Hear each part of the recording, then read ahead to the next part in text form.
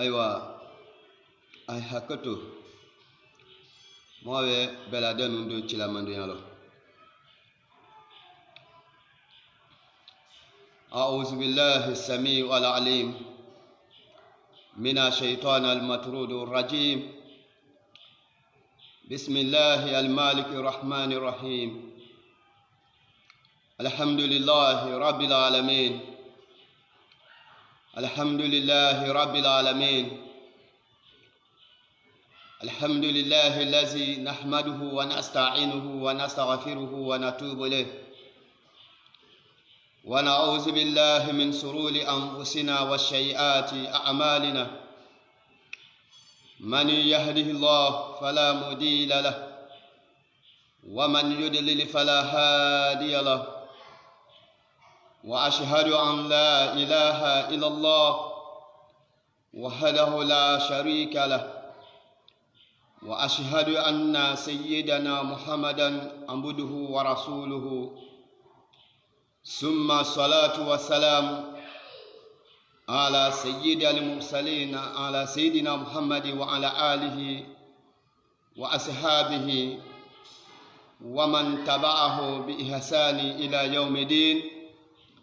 وبالله توفيق اللهم ربنا وفقنا يا رب العالمين العلم لله لا علم لغيره إلا ما لمتنا ربي زدنا علما سنكرؤك فلا تنسى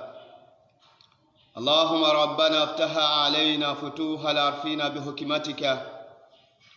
وانظر علينا رحماتك وذكرنا ما نسينا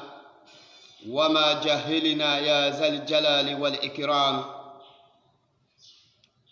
دي على موي على تانو mowe ba mowe salatuke ala tilanya kala dinya kanne madi tilana bunu woni asebal ma ala bo kala mowe min duna wala wale kamo badi ma belade num fo wate milu lani milu mola mena ni kwa kwa leni ani milu natena mola mena moya belade num fo la silama ya fulila assalamu alaikum ورحمة الله وبركاته قال يدنا كهنا مولا على بوكلا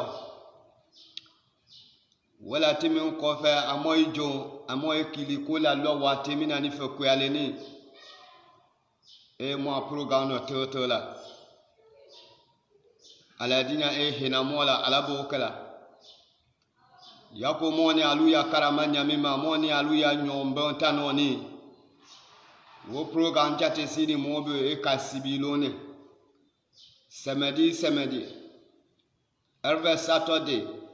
mo nyonye na yano mo feyano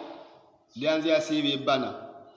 wele bena 16 watema 4 wate e biawema duko ko fu wate e bena wema kala dinya kanu ya monya alabo kala donc amu le jawo wate lo amu dinya wo be ka mo kili wula lo amu fanani mesa sila jenze mo du nyon lu fe ko sa wulu fanani ya maso ya nyamima mo belade nu mo nafa bala amina kala dinya kawe ke mo lo alabo kala dunia lo to agbe ya ni fokatimi mo ni alu ya wate be ka mo nyon la li ka kuma nyon ve ka nyon balo nyoya kabe ala na jiala nyami makuya na kwa nomoni alula ako fazakiri faina zikira tanvaho almu'minuna fazakiri anvamadu ila mulukanu faina zikira ila mulu lalli wate belade mulila faina zikira yalo ka fo ya kanu limini yakala wate bela denuna tanvahu almu'minuna mu'minilu wulu ya je nafa bolahu silama bebelu wulu ya je nafa bolahu alamo bebelu wulu ya nafa bolahu kanu kamina wale mo ya wate be kamo nyona amina kala dinya kaka molo alabo kala moni alu ya bibalo nyo ya tate minde koka wale mo teta jolo ja ba dunya lo to kenya be nyini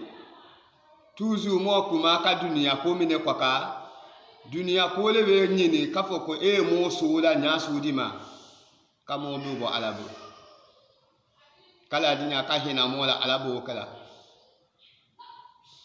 moni alu ya bibalo no ya taala su kwana ko na fa salama ko surat al falaq abete tala mo be de kuma kangi mbelalo mo we ko ala na fa minga kwana ko no kafo akokula a'udhu bi rabbil falaki min sharri ma khalaqa wa min sharri ghasikin iza waqaba wa min sharri nafasati fil uqadi wa min sharri hasidin iza hasada me ana faminga kafo kula a'udhu bi rabbil falaki ala kulli vamadula biawake a'udhu eben zoron dona bi rabbil falaki falaki tila mingani Allah ta'ala le wo falaki minewe fesu minde falaki mine kafokula a'udhu bi rabbil falaki falaki wo minewe fesu minde ale falaki mine kala dinya kahina mola alabu kala tuma don ni mo na lu kana kana soran to la jigla mo ba minafa filu kiembe wa kafo falaki kula uzu birabali falaki ane bune basi kumamini amiani va basi donema radiyallahu ala dinya aniho bune basiya kala bune basi lena biena salitu awene chenne bune basi na manyina ngalikela Rasulullah nala chela momandi manyini ngala lungina ndani chela ko kada chela momandi manyini ngala lungina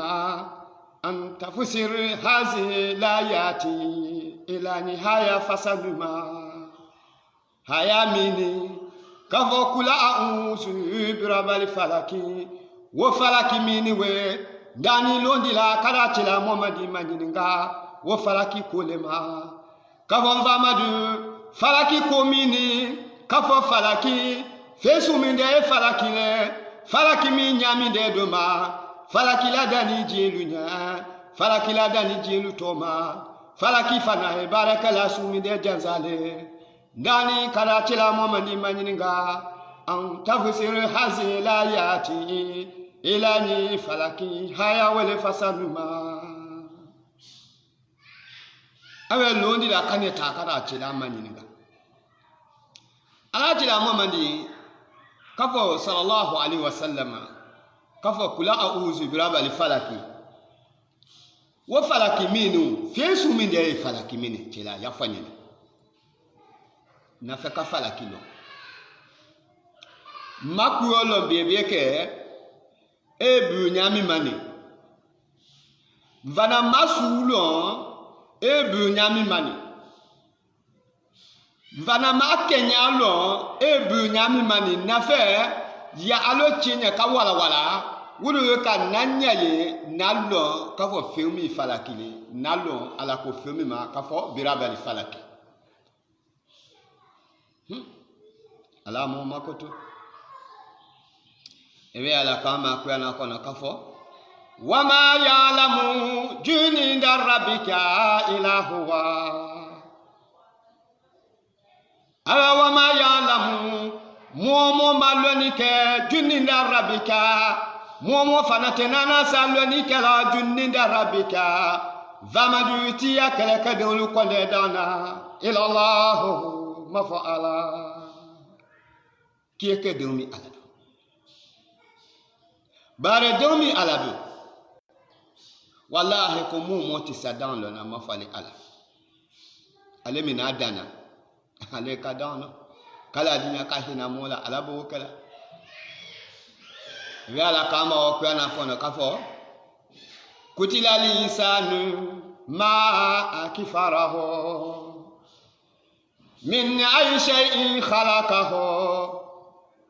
min nutfatin khalaqahu faqadarahu summa sabila yasarahu summa amatahu fakibarahu summa iza sha'a ansharahu kala lama yakidi ma amarahu vabune mbasi tani chilama nyingala welo sora na hayami fasanuma ala chila hayami ni akuyo fanaba tilana kuma junami de fabune mbasi akoya ibune mbasi jile mbasi denwe sa alita e ala de nyinangali kani e ne chila mama ni maninga ane amuri e nyinga wenya lelano anzi niwo wenya yabo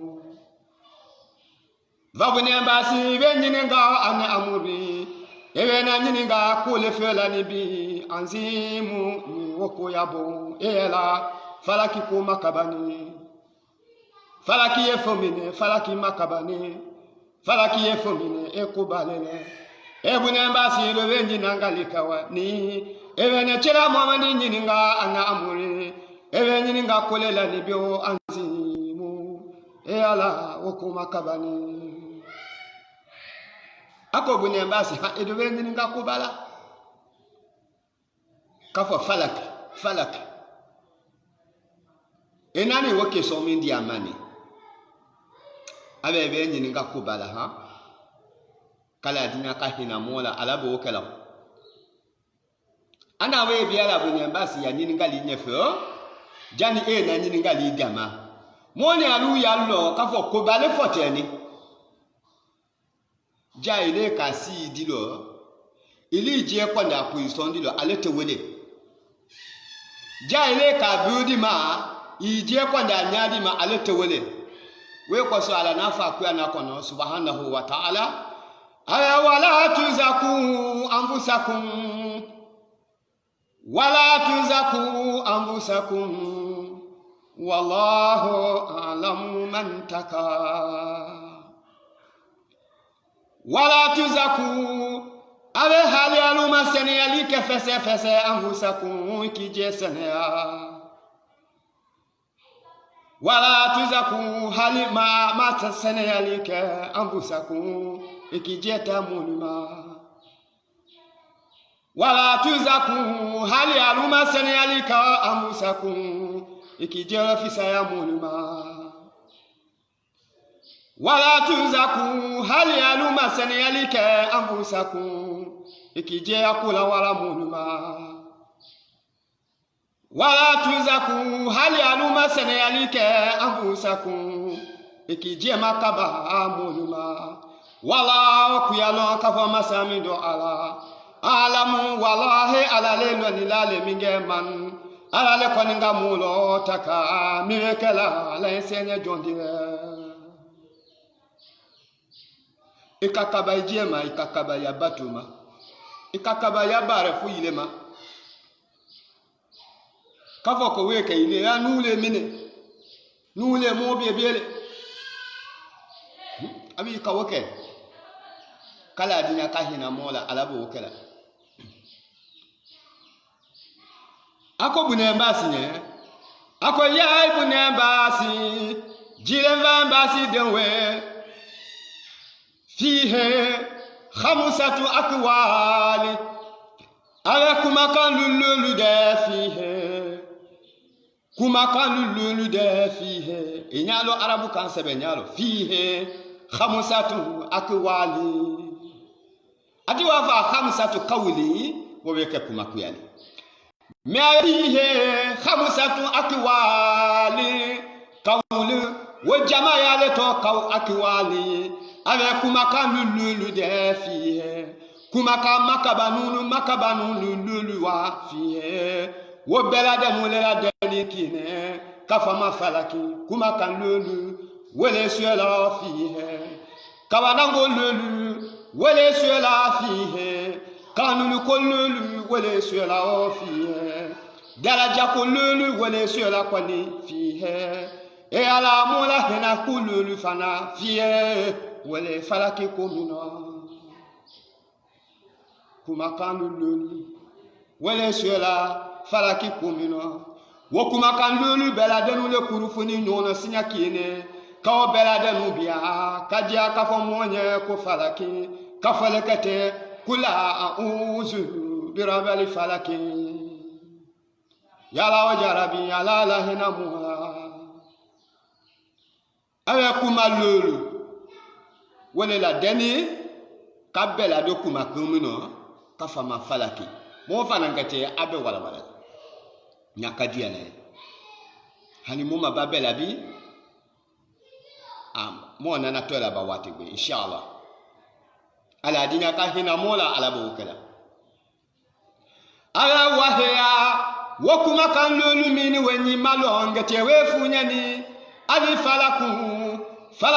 wakuma kine wali falakaini wafanani akuma kine watafaliku fana wakuma kine wali filaku fanani wafana kuma kine wali filikatu fanani we kuma kine ayo kuma kanulu kolulu miyalo moti abele to falani akindo falaki adigbe fana to falakaine adigbe fana to tafaliku adigbe fana to filaku adigbe fana to kotunu ko filikatu wakuma kanulu we beladeni kabia falaki komino ala hina mola kala dinya kamo makoto alabo kala wa ma da mi amidema kolulu mini abe koba kolulu mini abe fana mu masiango kolulu mini abe mu makabako kolulu mini abe fana mu kanu kolele ani dalaja ko kala dinya ka hina mola alabo kala ailele jie ma fi abitu ile bi mi dema ala kolo ile position mi delo ile di ipila simi dela minde ni ala che ibara la di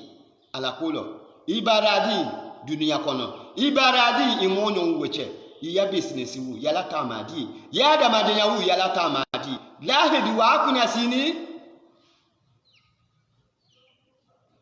kala dinya ka hina mola alabo kala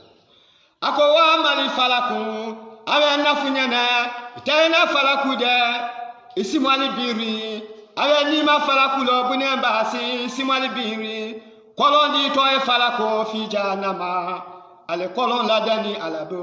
fi jahannama abiani jahannama le kono kolon we alabo jahannama atole falaku kolon makabanimba aladani alabo kabia jahannama kono kolon masianimba biani aladani alabo kabia jahannama kono awe fa kolon we ma ko falaku wele to e falaku ato dile we fana wala utwara mini hatwa iru ko kolomini kolomi valoli kolomi nyami ma ajenje ya jate wangate we fanyani wala utwara mini hatwa iru kola wele hali ya tiwe kono biala kafo kono mi kabalo gbe yani tinibuma fanga economy na tinibuma kono mi seme ala tinibuma kono mino jani tini buma kwayo kono di nyini kawo kono bia falaki kolomi koyeni ka kono bia kolon okuma adan la duma siele wowe kala ala jamali di koloma kavo ko kono yati minha kavo falaki kolon kono aya wallahi kono ti atinale minha hali kolon kati wo kolon kono kadamia kolon kuma kadasi kolon kangona bi arba'ati alifu ami saywana ni nyonola kono yatina saywana ni kono yakaba basila amakaba lalo saywana ni kono mi maso saywana ni kono mi masia koya saywana ni kono mi mafalulo tonde ya saywana ni kono mi manoninga saywana ni kono yatina wobunyama saywana ni usu kono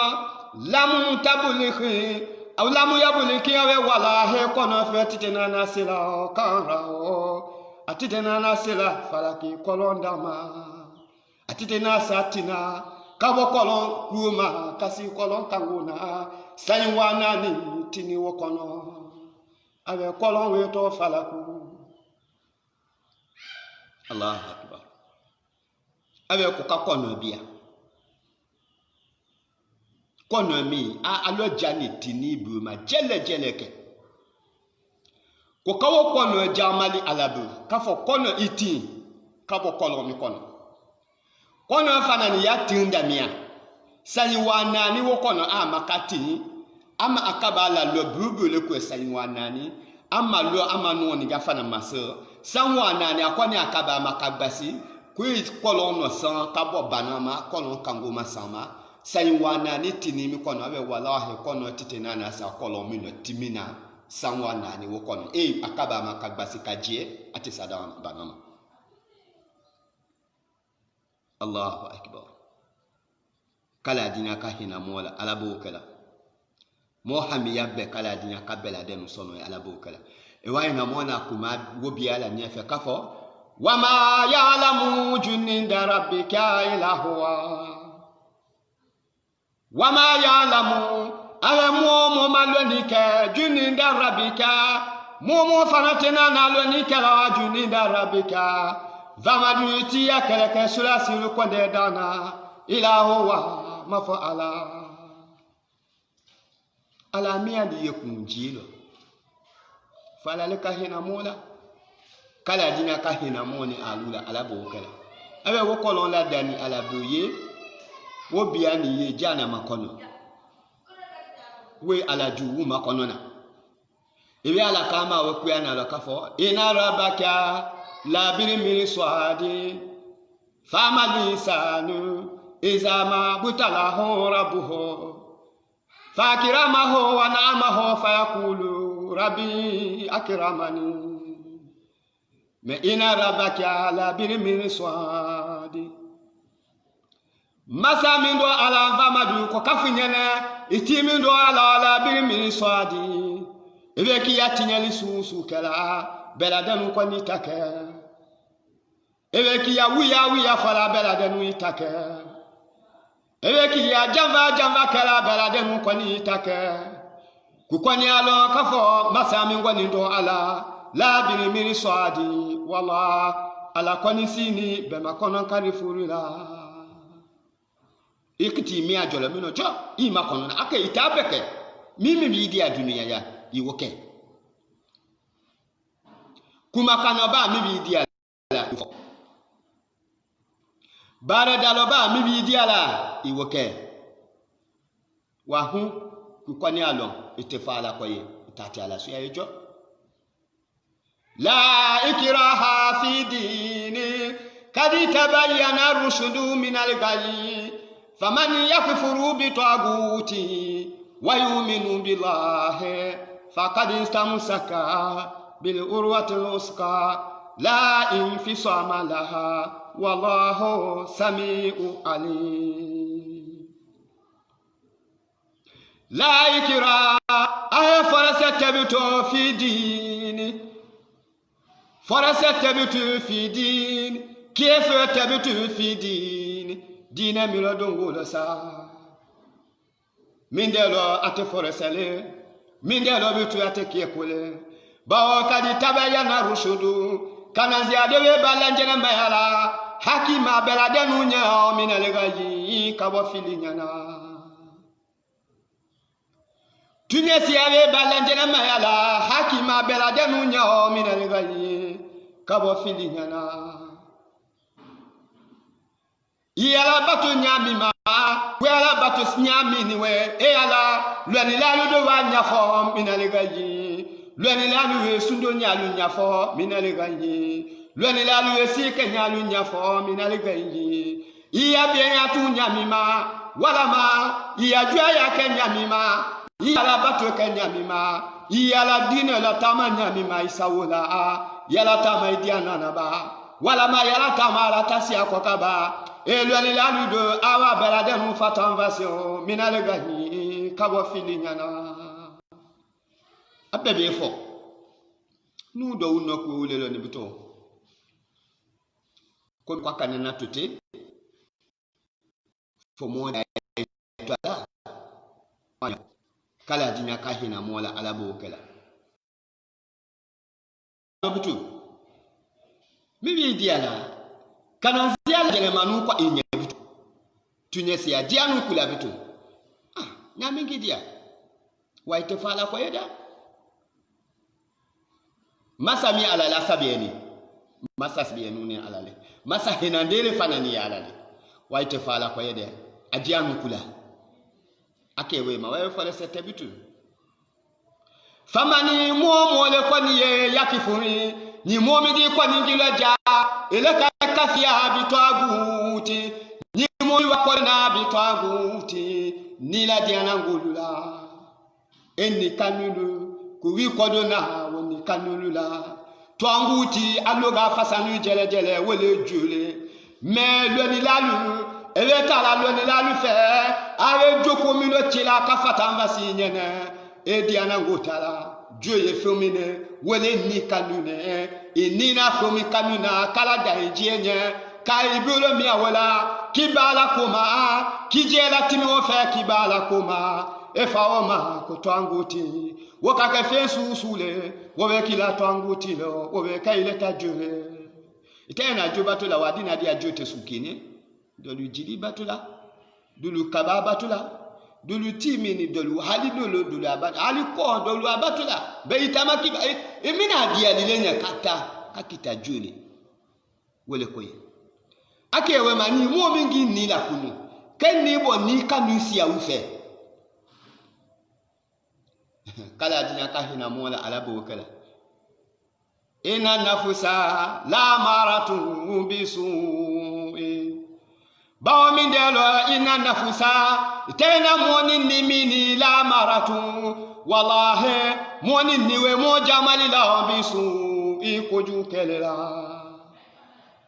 wala emoni ni kaninde ya mini emoni pusela wate bela demula bisu kata koju kema moni ni kanumini emoni pusela wate ba bisu emoni jamali la wate ba bisu ala sosolela ala ko we maniwe aya faman mo le do wolo bitu yakifuri ni mu'mini wa kodona bitwaguti kabo yakifuni mu'mini wa kodona bitwaguti kabo ni kanuluma aleka akodo kabo ni la diana ngoluma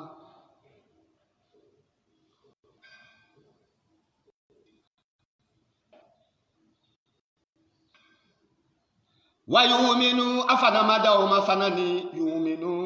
akalimani yako bilahe ala otanama fakadista musaka ala wallahi watimu kwani awabul minalewo bil urwati kuwibuke julule laniwe al usqa ni wajulu fasayani la infisama wallahi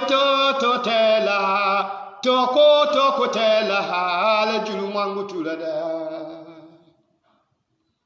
ala ni kilo kasi ni kelela ni kilo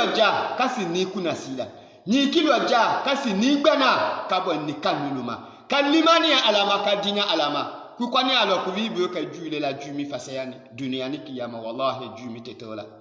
made malu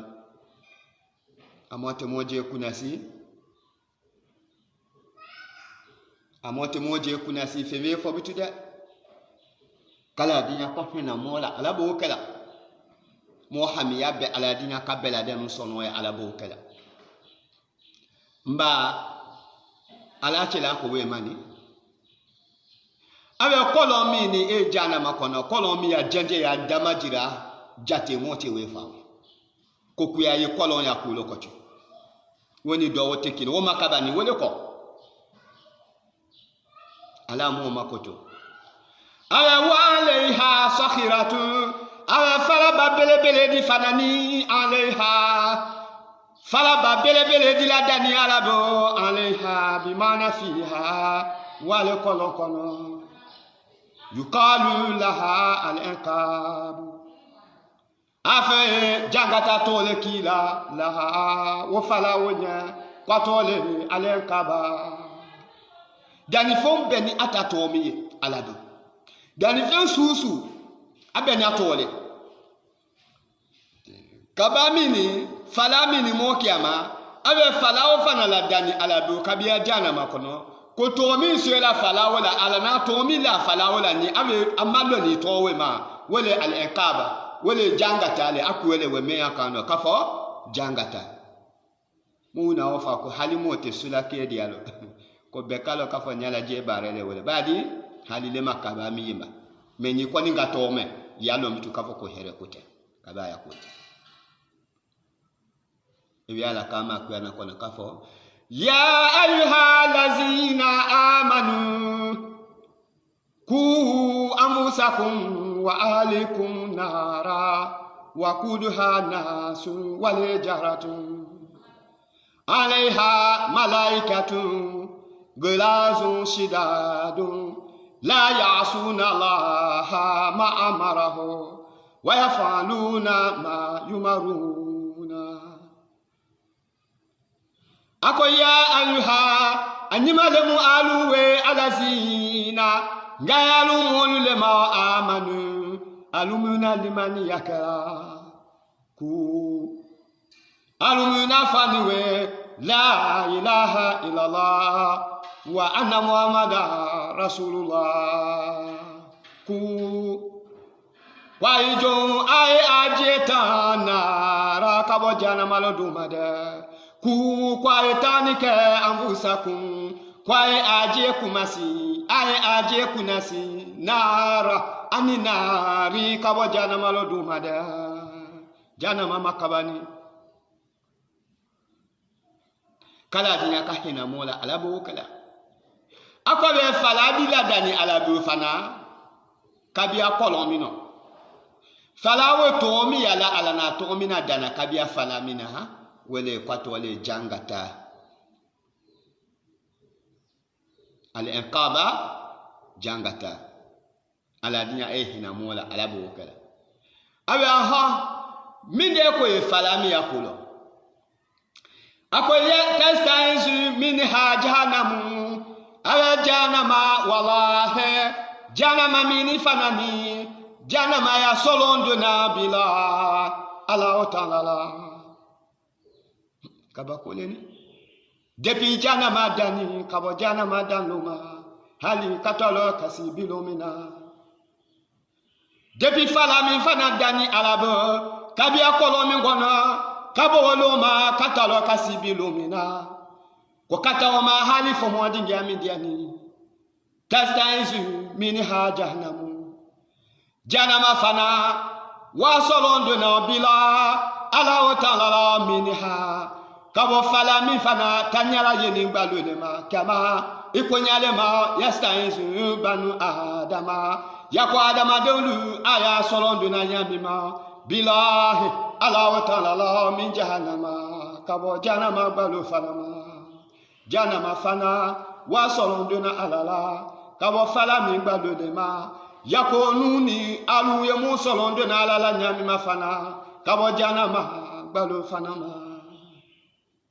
e ala okoni kaba ko dire sa de janama depuis ala dani ala do kabia madema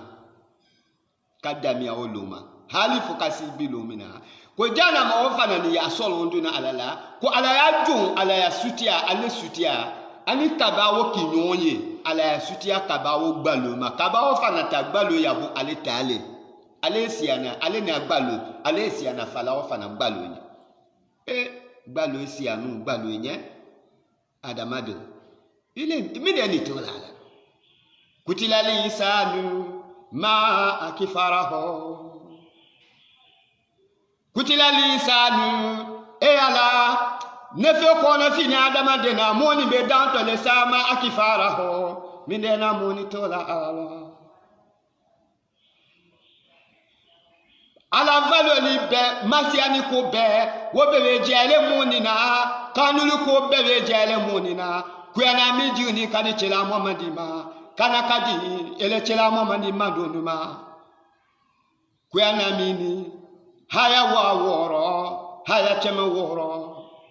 sola cheme ani sola ta ani nani wele kuyana mine memi mbela denu yekia na adama doneya mimbela denu yelo bola adama doneya masiani ko susu kuyana kono abe nyafala adama doneya kanulu ko susu kuyana kono abe nyafala adama doneya kabakala hadisi lukwaka kabakala lonilalu ya hekima kitabu la bonu lukwaka wobe nyafala adama doneya minde ko sona ko kasilale memi mbe nyafonu ko mimbe jianu ko kuyana mimbe nyafonu ko hadisi mimbe la denu nyafonu ko adama doneya wobbe ko adama de baloni alala wobbe ko adama de toni alalo wobbe ko adama de fo te fenina alalo wobbe ko adama de fo te siana alanya wobbe ko adama de fo te jiranjira na Allah taala ya ko minde kani kutilali sanu ma akifarao ala minde monito alalo dunya sumima minde mito alalo minde be adama de ko ni balo alal fi la koma yadi bana ni alacha amba komi yeweleni falaki yakula adileni ala jana ma ya solo ndona alala ko ala ya jon akaleni kabawo nyaka kine de alesiana falawo balolenya jana mani agbalu adamade Allah akbar ne fe malo mi de na adamade ne malo fe mi de na adamade jusu la gbe yala alama kala dinya ka hina mola alabu kala hakiti hakibebe kala dinya ka wedi moma alabu kala anda mo kumale wate je baneka mo kuma min ko mo alato kala dinya ka hina mola alabu kala kuma min bela danu fa bu ne basi ne amajiri ni atu maloni akunya ye haki fanani la kani tela maka ajate wani mona fango kuma lolu kuma kine wetawe fo bene mo we mawo kala dinya ka hina mola alabo kala mo hamiya be kala dinya ka bela dem sono ya alabo kala akami de foko akoya ibune basi jilen van basi dewe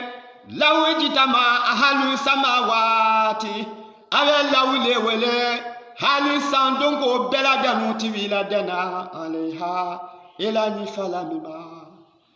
walil ardi ani fanani hali dudongo be fanati wila dana alaiha ila ni falamima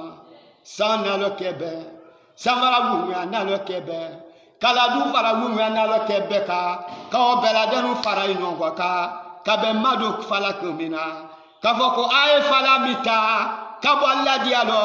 kama diema kabi alla diagbelo sandongo be dudongo be abela denu ye nakine kanade kaba mima kakaba tundu lamu yakidiru wallahi ko atike nana manoni kala au nina fo yuhariku kafo aye la fimini ke hazi shakirati elani fala babele bele mina misikala zarati hali jarani nonala dunia dongo belewe kabe kalokine Allahu akbar aya ko hali sanvara wunwe amobe kabe kinongo ka fefe sanvara wunwe akono kabe la denu kinongo ka fefe du fara wunwe akono kabe la denu obe dongo kabe la denu kinongo ka kanale kana kabe kafu nyongo ka kabami mia kafo ko ay kabami tawe kaboye kwa bela denu tibiusi falami na kine kafo ko ay falamita ko hali ko ati tundwa ma ko ati tena manona hali kafo ko ay falami na finvi misikala zaratila saya fe tendena na takuma kafo ko afe se falata fe kababo aladia kabi aladia gbe falade ni ngole we hali ufalawo kadoya wa biya ko dane wede adamade etiti je kana aladina hina mola alabo kala mo kunya be kala dina kabela denu sono ya alabo kala etije kanu bitu etiti je kanu titi je masiya bitu alanya etiti je do no wala bitu ki je di alama adamade imide ni na dunia mino bitu atena na suela femiye mo apasio tete dunia ko mino lo badenya usala adote na suela dunia ko mino lo fulu sala adote na suela dunia ko mino lo bienya utola adosio tete dunia ko mino lo kaninde ya usala ka kaninde ya utine kala nande ya usa kala nande ya utine adosio tete itije la timi alama jani ya lo yesekine kala dina kahina mola kamu makoto alabo kala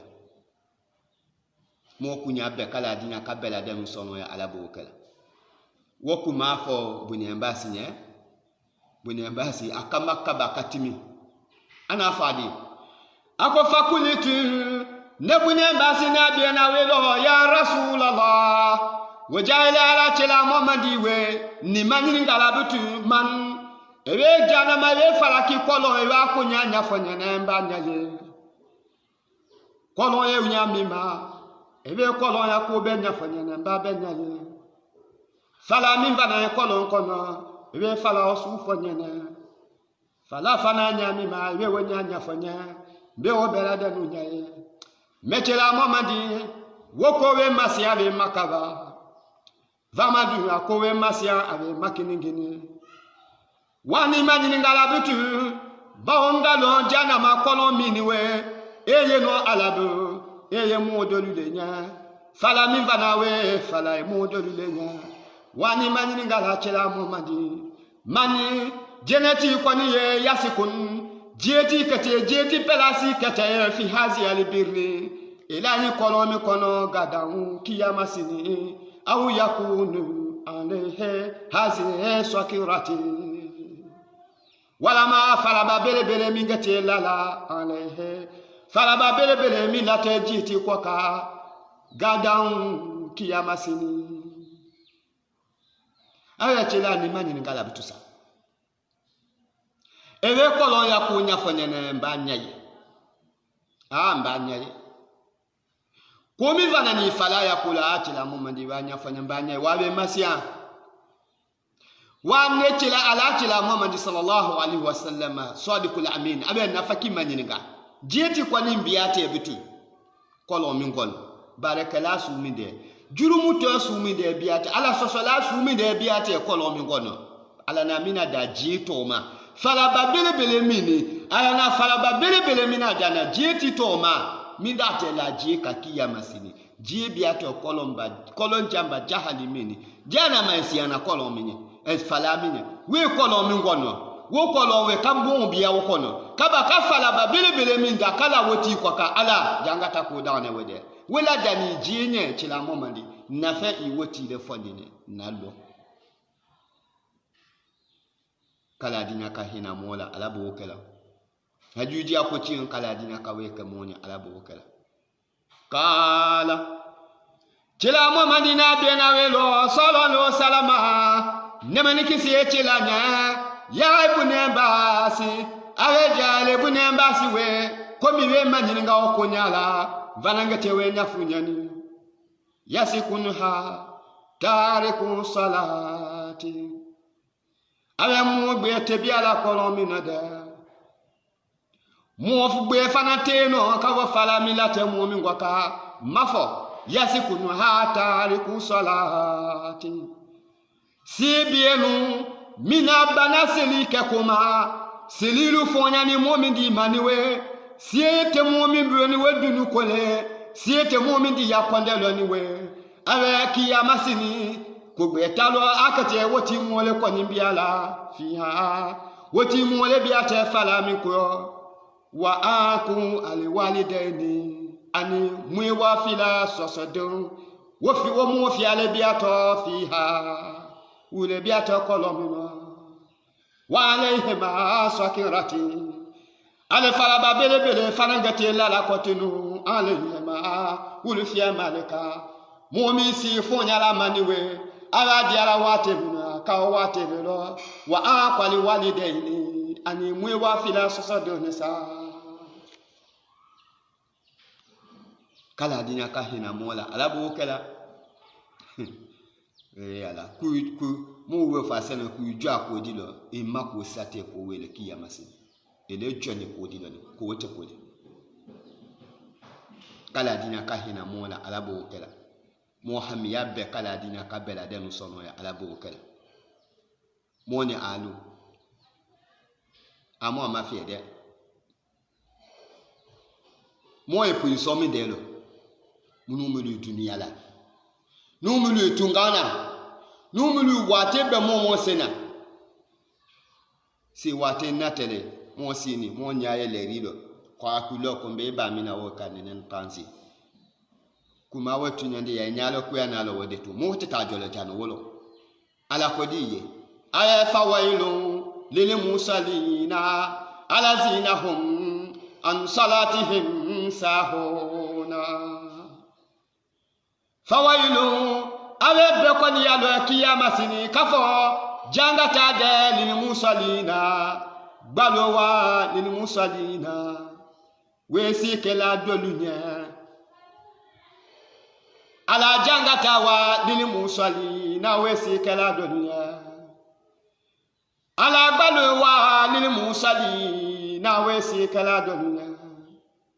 ala zina mbafa si kela dolunya sikala bekote alazina ngesikala lulema hon wasikala muluni we sahona awulekani nyina ngola luleni we ansalatihim ayaseliluko siwale diala wate mino akawo wate lelo siwe biala lema wate mino akawo wate lelo nule tola mo haliyo nyinu dalulo kato ma dunya la to wu nya lu nya nyini dalu lo fosi wate betimi mo kwaka kasi fana la ye ka o gade kani anzi ala ye no ka o gade fiti we la ye no ka o gade lukete suela mo bi la dunu la safo wate le lo wala ma sabo si ko le lo ko kana beni nyongo ka besi kini delu tala kundala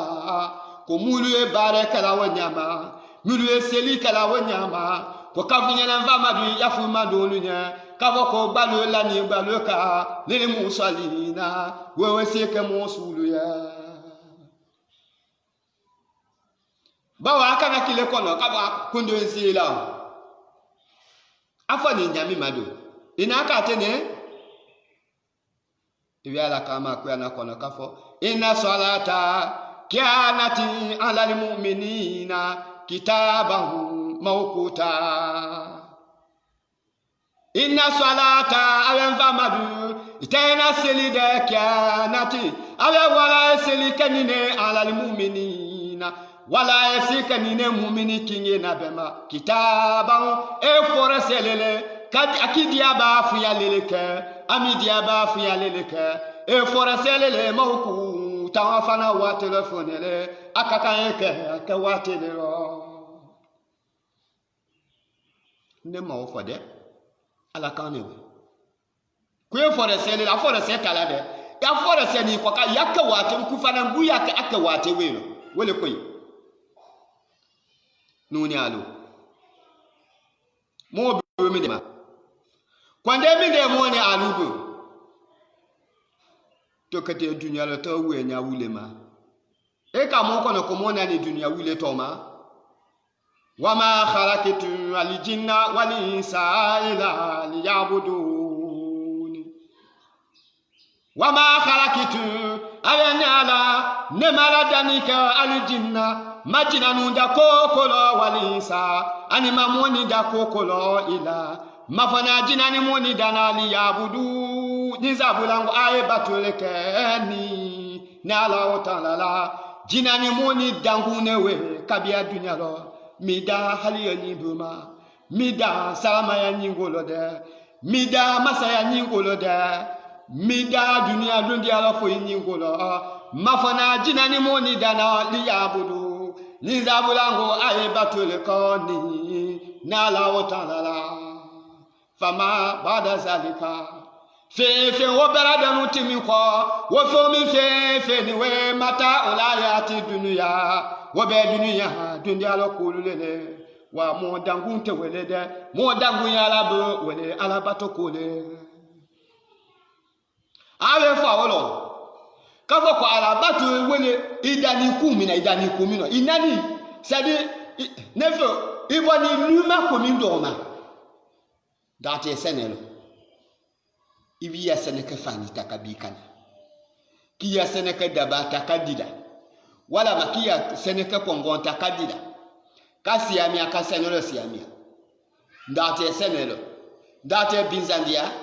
wala ndate bimatolodia wala ndate buwalidia itate asusu toma inele kawolo ebe bo bitu we ta do senelo ifana tibi fana ni kati je okipe kokuyala mini senete kine ebe bo aluma sokota ikwani ba mulu nyene wuluko kwa ko faki sabe ta senelo ide wuko luma mva ale ta senelo imiso wuko mva ale ta senelo elebe ta senelo we ka itinje okipe kokuyala wala mayila diala dakila kinya lo bitu senegbe kanuno senekie sabe sila beto ekedi akadi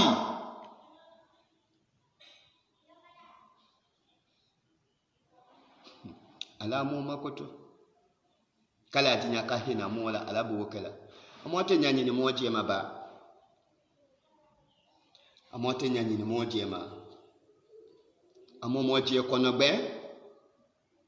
amote nyanyi ni moje ma amo moje kunyasia ele jwa ko dilo isili juye ba ko welo ni we isili juye ba welo kala tinya kahina mone alula alabu wakala ala ko we makuya na kono ako ya ayuha allazina amanu la tulhikum amwalukum wala auladukum an zikrillah wa man yaf'al zalika fa ulaika hum al-khasirun ya ayuha animalemu aluwe allazina ngayalu mulule ma amanu alumuna limani yakala la tulhiku amwalukum ala ya dunya wenya miluni ya dunya nafuku miluni hali uluma rasula likakum moni alula an zikrillah kabala kufamada dunia nafuni ngomuluni hali wulu marasula likakum moni alula ni zikrillah kabo selimada dunia bana ya ni ngomuluni hali wulu marasula likadedekum moni alula ni zikrillah kabo selimada kabo ala kufoma dunia bana ya nyanyi ngomuluni hali huluma rasula likakum moni alula an zikrillah kabo ala kufoma dunia masa ya ngomuluni hali huluma rasula likakum moni alula de an zikrillah kabo ala kufoma de kumamini ate bwira si kingwa dingia media de ata fusiru jere mi jamu ate bwira si kingwa jolo mino ano ni wena ili jema fe ibada damino wo bada da tono mi ga kasolo wo tono so nata wo bi de la wi le joso la wi la ki katolo ha ki bi obo alabo ku wali baso yalo akaso nyanyama i business mina i business mi dalo business kanyi ba manyi ne business su mina kanyi ba manyi wote mafia na de ko wadi su yalo asilamalu amade malu fie mi vana ni business mi vana ni natamato anyway business sadi affiliate nyami ma nyakaka sumani koleba wala makaka peseli koleba wala makaka susu leba tinye tefunyonye telende kinonye katu no marasala wate bela danuna ko nafu le disu kin nata nafu ya suyo lima nafu suyo to nyami makanyina oko i salama yamino pour que koneke dunia lo salama dile wala maneke dunia lo tola madile ke inata na famille yoto wolo kinata wo soloma kaba kanyina asuyoto nyami makanyina woko asuyo nya beni ba amabe asuyo ni alasiale kaba amasuyo alasiaka ala nafa temi akani teni kanata asuyo ba amakete ito wonya nyini fo kuya suyo leke dunia le doni atenata ma ebe to awobuma adunia be balomi ikadi akadi ikadi afadi made malu amote mo hakila tama jolo dulu fabitu ba e dunia lo lomina adi anila ko ebu yida wolo ala ke we fani moni aluni akola tulheku amwalukum ayanafu walilu hali hulu malasula likadakum aya dunia bana yakumini hali hulu malasula likakum aya dunia dundi alokumuluni hali hulu malasula likadakum aya dunia salama ya nyingomuluni hali hulu malasula likakum hali aya dunia tola maya nyingomuluni hali hulu malasula likakum aya dunia masaya nyingomuluni hali hulu malasula likakum moni alula de anzikirullah kabala kufamada kula jade wakila sula kibibo alabu bobo leko wa auladukum ani adelu yakunyalu hali ul malasula likakum moni alula anzikirullah kabala kufamada wamani momo le de yafal ni momi ni be barala zalika elevi tadunya lo tokela akena suwama kafo imakote ali diala nyami ma katia ka wanyalema miwi ni kana lo mina katia wekala miwe la ni lo mina katia wekala wakabe alama ba makote amabe alama ba makote ko ni momi ni ko ni be adunya lo to bare kala akena suma faulaika vamadu nafunyana ko momuluni wa hon wo momulu gugu yani wo kwani al khasiruna wulu kwani bonani ne aya dunia lo afana bonani aya kiyama lo ebe bono sofia belo ebe bono dunia lo ifana ni ebe bono kiyama lo nuni alu le do ko kado gusubo kado ko masamu wole do tele ni de do nyabutu dote tunya fodonya no mara sagba ni du kono amo amafebe aha wo bela de nu lo kakke mo bi lo dunya gbe ya adile bo alaba adile la ka amo amafebe tutu ikono ko kukete sanine di alama wode ka kwa afi sula wana kadima tena wo ka wo masatede amo amafia amo je li ala mafia bi dunya lo mo nyamema wo mara sali tuyo mbela dani mo bi Pruke ko ka dunia na fale so wala so ko be jate sini mo bi pruke ko ka dunia na fale maso wo ko nya be jate sini mo ne aludo ni zabula ko mo dunia na fale maso wo be ni ake foite bola dunia gbe ya ni dunia toro ya la fadile nda ko ka mote hakisio kofia imingo itewosio edo ikakankaminge ifana tewoke na fami wala ifana fanune wala mo wo gele mabi amoni alu amo mo ko sida kata alama mo hami yabbe kala dinya kabela dem sono ya alabo kala ebe to awo be ma ebe sala elena gbani kan ko ndo ensila adolu fe ye wulbe bo amisila wodolu ye wulbe bo amisila sungalo fo sungalo adolu ye wulbe bo amisila juma wallahi artisi na do amisi ko no ko fo juma imi da ko ikami ibu mi ni adunia mingeti i okipila kabo ala tabatuma idu nani wele koso ku wele ke yanna fakasu yo welo dunia dia ila we su awelo kiyama fanani dia ila wo fanani su ila wele lo ebi ba wo ma ado nya fa mo nya wa tebe su ani tele do ni la lubo mo ka mo wa makanya fa fambe do tulo ku ndebutu e ta ti danda ka mi dele ala fa kiyama sini ala kwani abe ato do le to ta mabitu ba utena na fala ka fo mamemba hali ka fo tuma do ya fale ko ne mayemba wa mamemba kala dinya ka hina moni alula alabo okela mo hami yabe kala dinya ka bela dem sono ya alabo okela sungalo be sila ebe sa misila madema ebe sa misila kamisi fanyama fe sungalo la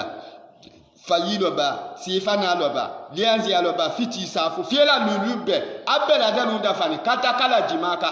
dubele la jimalone mesungalo be bana afe kafe yo mon fe te qualité kono si maki tele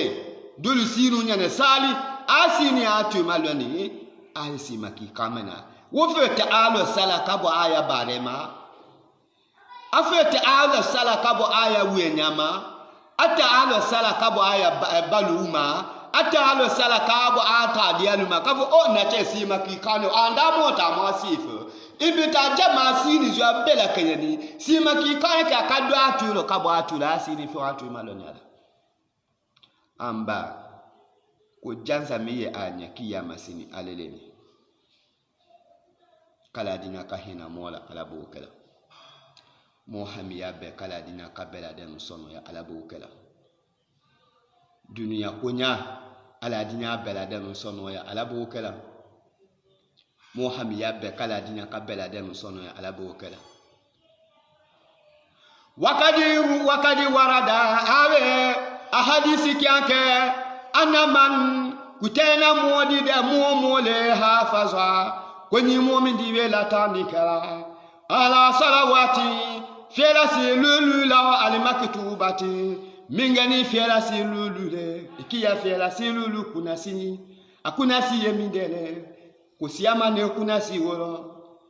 ikiya fiela si lulu kunasi yakela kawate lulo ikiya fiela si lulu kunasi yakela kenyama ikiya fiela si lulu kunasi ala nafa ko kakenyami yakawanyalema ikiya fiela si lulu kunasi anani luwa mine fanangadi nya wolo waluma ebenga mango kumaya lo aleleni amwaka tamine prisila de boy kele si kala dulu be fanalena watembe le ribe miniti si fiela be aya bebe amisila defo yana si kenya kanyalo afete ikete kala dinya ka hina mola alabo kala ikete mo bade madulu yina si ba bele gbani abulo hali waki kanala lo kafo si kueta wallahi billahi ta'ala atamano ka kueta wallahi hali waki kafanya nilu aba ifati akara atamano kakara misila to agbani ndia ba kafo ko be ka islam ale iko no wele mo kale ala dinya hina mola alabo kala wo fananiye egede yaje na misi la jimina abusi wa anono ju kulundite ala na fadi kuya na kono ako ina salata tanha anil fahsha'i wal munkari ina salata tana silimini tanha nango selile mu gbena anil fahsha'i kabo tinyali kuluma wal munkari ani kabo siran ko kuluma selile mu gbena anil fahsha'i kabo wiya foma wal munkari ani kabo siran ko kuluma selile mu gbena anil fahsha'i kabo wiya foma anil munkari wal munkari ani kabo siran ko kinge na bema selile mu gbena anil fahsha'i kabo tinyali ko kinge na bema wal munkari ani kabo fana siran ko kinge na bema selile mu gbena kabo bela danuma sile mu gbena kabo tinyali kuluma sile mu gbena kabo wiya foma sie kunya kukiya benyato ku benyato sie kunya ku bojavalo sie kunya ku bo marasalilo sie kunya ku bo tinyali kabia na sombelo ku jela timi alama ahaili sila ila sie mi mano kigbe kabuluma waman lam tanha salatuhu anil fahsha'i wal munkari fa ulaika hum al khasiruna waman mumule lam tanha salatuhu ni mu'min yasri masekabbe anil fahsha kabotinyali kuluma wal munkari ani kabasira ko kuluma fa ulaika vamalu nafunyana wa mu'minuni we hum wa mu'minu gbuguni we al khasiruna wulu koni bonani ne ayasenilula koko lo wala bela si ya la bela si ya ni ana si ya fa ko kala ta matemi e afa kudu ko wolo kutedinya si ya o mabare letewe amafietu kala dina kahina moni alula alabo kala amafietu ala na minji ala kuyana kono kafaina lazina qalu rabbuna allah summa istaqamu tatanazzalu alaihim wal malaikatu ala takhafu wala tahzanu wabsiru bil jannati allati kuntum tu'aduna akoina lazina famadu itana mulude qalu mu'minuna faniwe rabbuna allah ko aluti wa allah ho kwatile alale suma amada wokuma fomada dalo muluna faniwe kwawe kesila madile suma muluna fawe kwawe kenimani ya modile suma muluna faniwe kwawe keseli kala dile suma muluna faniwe kwawe kejabola dile suma muluna faniwe kwawe kehi kala dile suma muluna faniwe kwawe kesundona dile suma wobeladanu ko astakamu afana kadinya osilama ya lo waluma akalu abela tere kabia palasihula tatanazalu alaihim wal malaikatu ay malakalu lekede kajijira alaihi wa murma asawatiro ni saya leribe sela wo mo bebe suluma ni saya watewe sela wa silama suluma ni saya watewe sela wa limani yasmu suluma ay malaka lekede kajijira alaihi malaka le jute wo murma malaka le nate kana kawulusu ala takafu wala tahzanu wabsiru bil jannati allati kuntum tu'aduna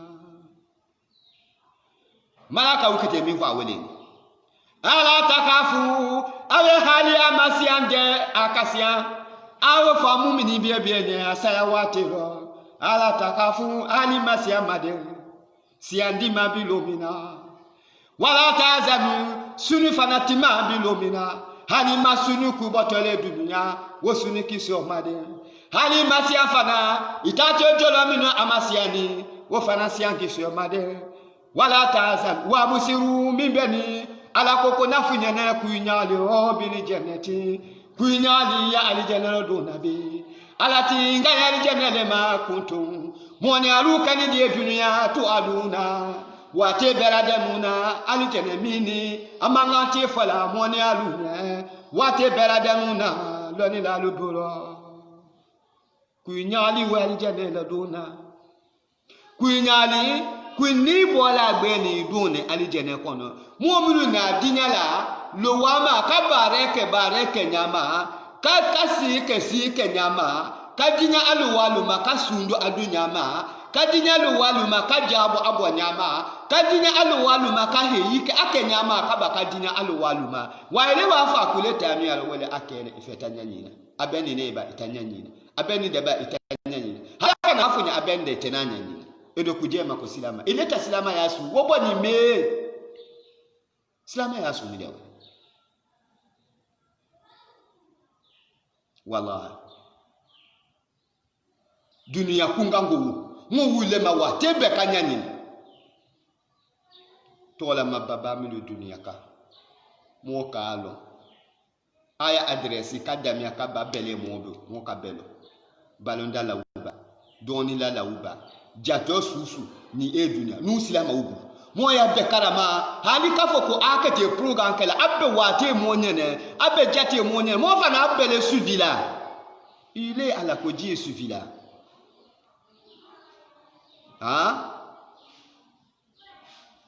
afete nyanyina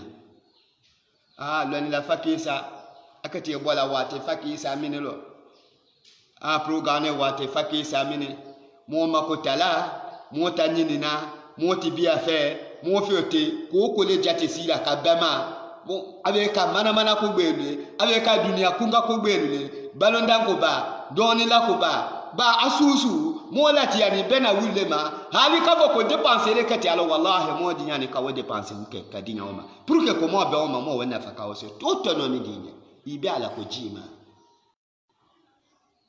ibani dine ya dine gbanzan ima onyalo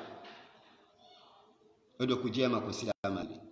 eketi isi anyami imanyalo ekujema ko silama li ekede sundu anyami imanyalo ekijema ko silama li heyika tetemi imanyalo ekujema ko silama li kasuye silama yako no ibani fa silama kasuye silama yako no kabunya silama yako no hali kata se sambi saba binani binul hankada se sanyi biworo unono la kuwocho mo basula wodula bo kala lo gbeche ne ka ko si kweta atesi mano ka kweta adunya lo to mu me befe do be ba abe ba mu me lo to la ibi mala mi de ma madi malu amwate mu je korosi lo ni bi la wanga dunia fambe beni lo ni le tamalabi hali telephone mi lo mo be fonyi masa sebe de be do agogo li kabe mi ngbasila aya sebe kadima aya jeela mi tani we beblo mo tamale mo kuma mo tamale ebe mo ya agogo li kwa ka mo dunia kunga kuku yale makanya nyini wa ala tafata wele adamade nu tata mo dandela di ala nyaki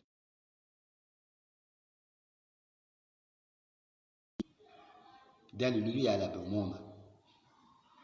ekede jira babi telephone mi dita akuma ordinateur usisi ni fambe ebe mi ngbasi akala do ayi wose be kala ni ma hali ile gube se ki JS ki andala ile jele ki je makala ebe ba se bela ya jira kala dinya ka hena moni alula alabo kala mo a dépenser wutala mana kule dafa tetala ala ko dafa tetala ko sula u dafa ele ku jema ko silama alile jene ba ko tenyami ma onyalo si do ka tenyami ima onyalo dans ta dami a fait mine fait dondo josolo di boto josolo di wodi nyalo ni dibe edo ku jema ko silama kala dina ka ala lehina mola ala bo kala waki yama kiti ko ku yatalo nya ala maranzement ka tena bena ranzement te ku ku ala kata hina mola no tatina bena wo kulule ye a sonjani dunya lo to we nya gbelu ma ala dina hina mola ala bokala ba malaka kete min fa wutu wo mo bebe lu nya wodeni abe hali amasiande wala takafu la takafu hali amasia ya saya minode wala tazanu hali masunu ya dunya lo boko mino wabusiru kwala kokona fanyene ayinalo bil jannati ayali jannalo dunada alati ngayali jannale ma kuntu nuni alukani de dunya tuaduna ate mujima diala jannalo domina fokatu barala ni kanula watebe amba ko mumuna dinala alama afana dinya tala alama de abuka alaku alu wala lo apela silula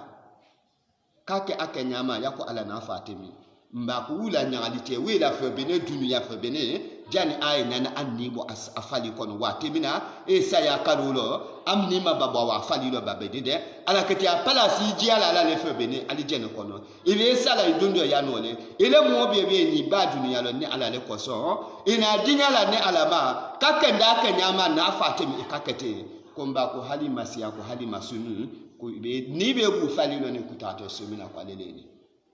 li nyaadi timani isawa ya alijana lo dona ya alijana sumi ya aleleni kawaji ya ila fi dunia ya jani inana boya kata ayema samin